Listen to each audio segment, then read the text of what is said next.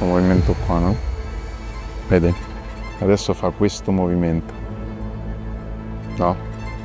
Quando invece dovrebbe essere semplicemente... Sto lavorando in un porto perché è stato l'unico luogo che mi ha accolto. Tu pensa che io ho girato il mondo letteralmente e alla fine il posto che ho trovato è stato quello da cui sono partito.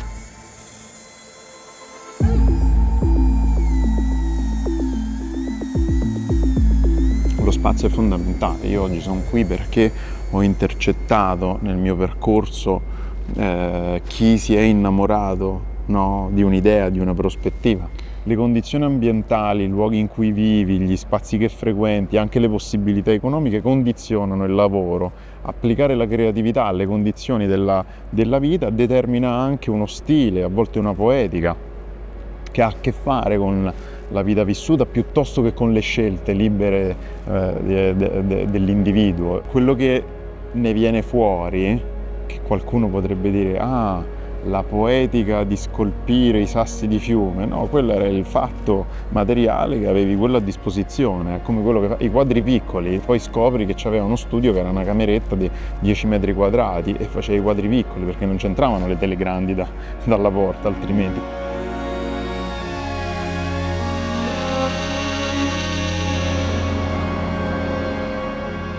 Il punto più alto è questo, che in questo momento è più basso, quindi prima trovo quella superficie, poi devo abbassare tutto il resto perché questo qua è più in basso, questo è più in basso, quindi non può seguire il movimento dei capelli sotto, deve avere, no, il suo volume, la sua disinvoltura, non è incollato a quelli sotto per cui fa questo movimento, quindi vuol dire che questo qua va cancellato, abbassato e trovare il volume sotto che segua questo movimento.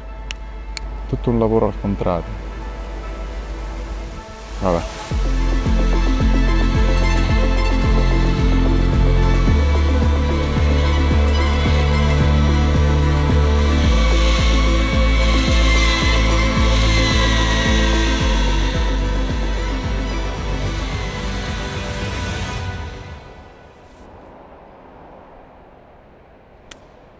Ho il giro di accordi della canzone, del brano, del pezzo, e poi lì su quegli accordi tu improvvisi, i capelli è un po' così, tu hai gli accordi, no?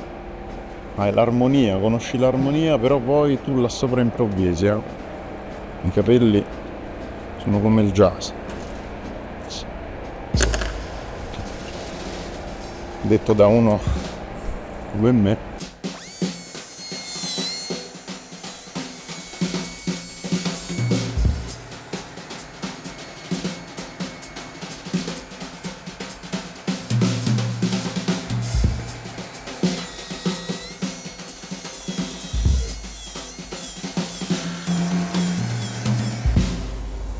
È che i capelli praticamente sono una scultura a sé. Tu hai un corpo, però il capello è un'architettura, è un luogo, è una cosa che è un mondo spettacolare. Il fatto che poi alla fine, quando sarà finita l'opera, ce l'hai lì in basso e tutto questo sarà inaccessibile, poi mi dispiace, da un'altra parte invece lo rende ancora più prezioso. Il fatto di dedicargli totale attenzione, proprio perché nessuno potrà vederlo, mi piace quasi di più, sai.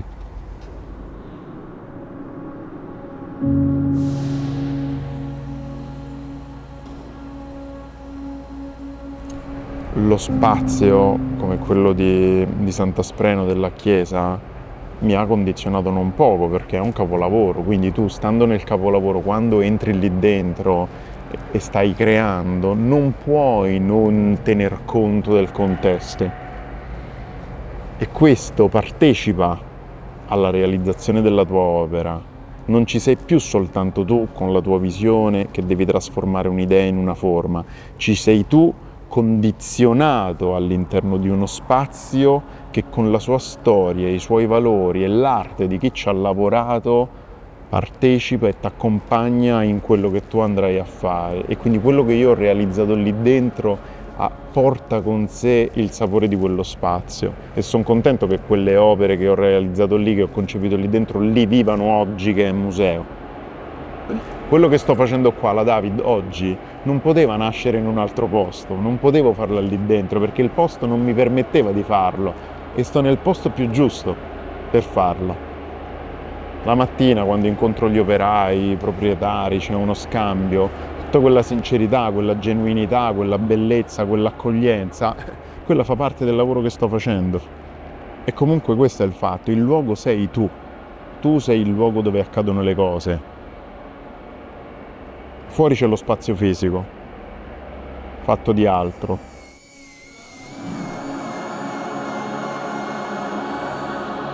Credo che la mia bravura oggi debba essere quella di aprire le porte, no, soltanto agli ingredienti giusti, agli strumenti giusti che possano partecipare, no, e darmi una mano a realizzare la migliore opera possibile. Lo studio deve rimanere in qualche modo segreto, separato, protetto. Se si riesce a fare questo, allora là dentro tutto quello che succede sarà sempre sacro, sarà sempre privato, e io in questo momento, in questa fase della mia vita, ho bisogno un po' di privacy, un po' di... no? Nonostante poi stiamo davanti alla telecamera, ma questo più che altro perché così quando crepo ce faremo qualche risata.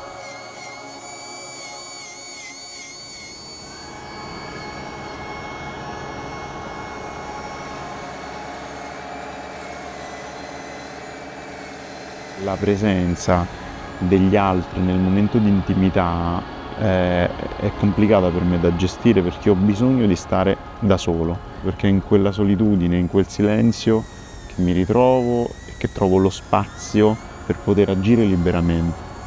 E qualcuno mi dice, beh, perché non hai degli assistenti? Sarebbe bello, però io in quella dimensione di assistenza reciproca lavoro malissimo. Non mi ritrovo, non sono produttivo, cioè sto con la testa all'altro, no? Mi sento in dovere di essere accogliente, tutta una serie di cose che sono anche necessarie e giuste, ma che mi allontanano dal mio dovere. Invece stando solo mi sento, no, di riuscire ad essere più performante.